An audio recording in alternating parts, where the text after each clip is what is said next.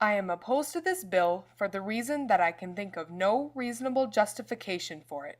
It will stifle learning, cripple research, destroy intellectual integrity, doom the university to mediocrity or less, and it will not make students more religious. Lotus Delta Kaufman, President of the University of Minnesota, Minnesota State Legislature, March 8, 1927.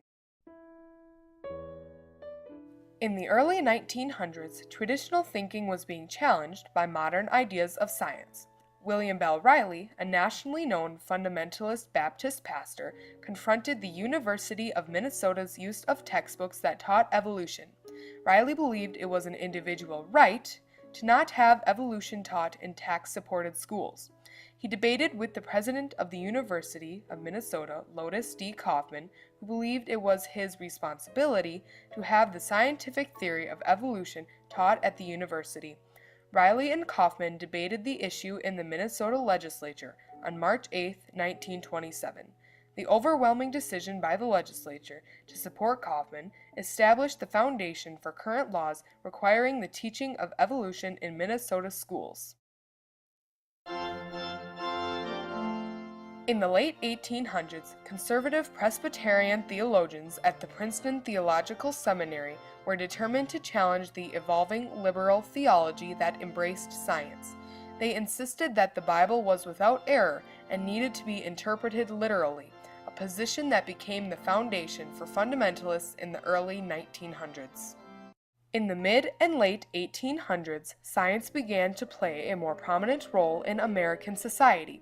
A well-known naturalist and geologist, Charles Darwin, published his theory of evolution with stunning evidence in several books such as On the Origin of Species and On the Descent of Man. From that point on, scientists began to explore Darwin's theory, providing more supporting evidence from the fields of geology, archaeology, and biology.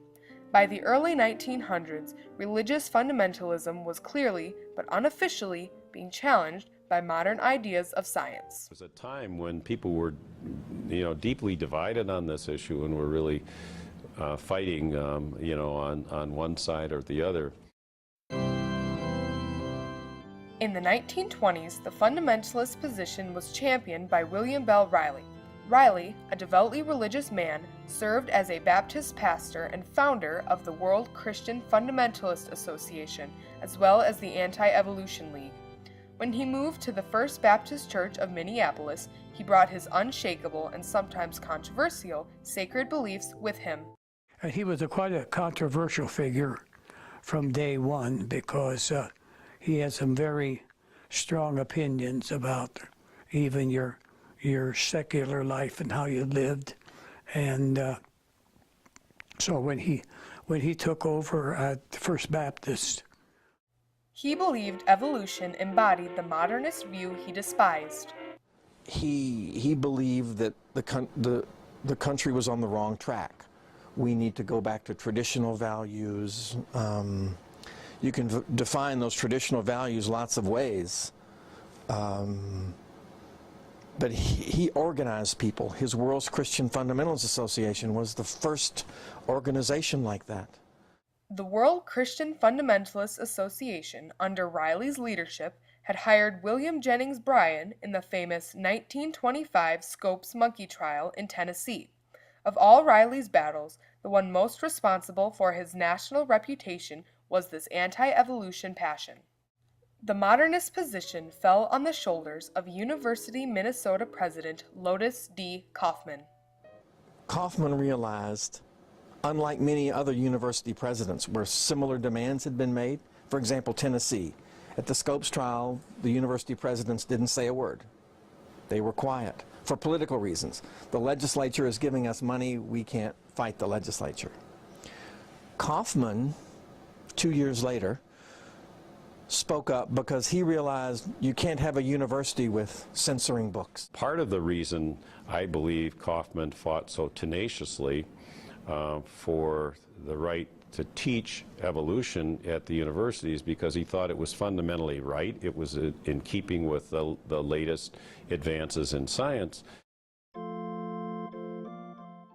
In April of 1923, Riley and the Anti-Evolution League demanded a full investigation of textbooks in schools in Minnesota.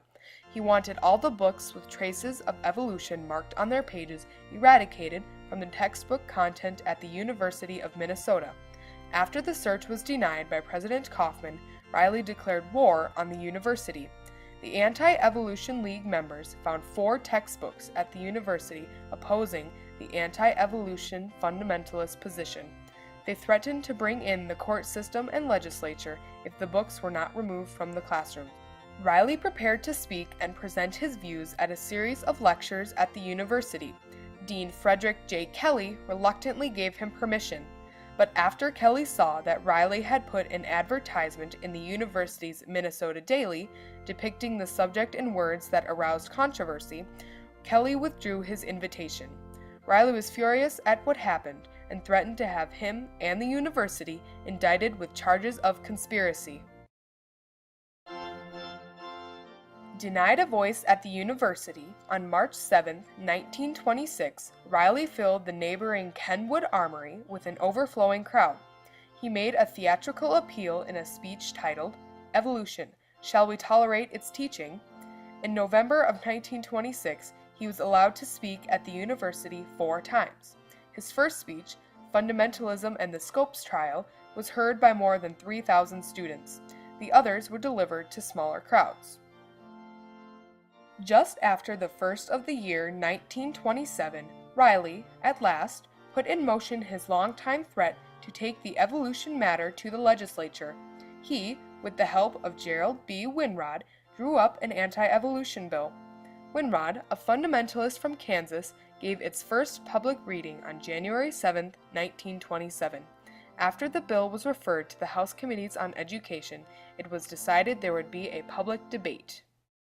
The days preceding March 8, 1927, the date set for the public hearing before the Senate and House Committees on Education, found the bill the popular topic of discussion. The seats at the public hearing were filled 3 hours before it was scheduled to begin. Kaufman needed a police escort to reach the stage, where he was to deliver a 15-minute address following shorter statements against the bill. Kaufman's speech was a masterpiece. The fundamentalist pastor, Riley, apparently not at his best that day, presented 5 arguments in favor of the bill. Immediately following Riley's speech, student leaders unveiled a petition. A very large group of students, 6,500 of them, signed a petition that we do not want this legislation passed. We do not want the University of Minnesota books being banned, ideas being banned.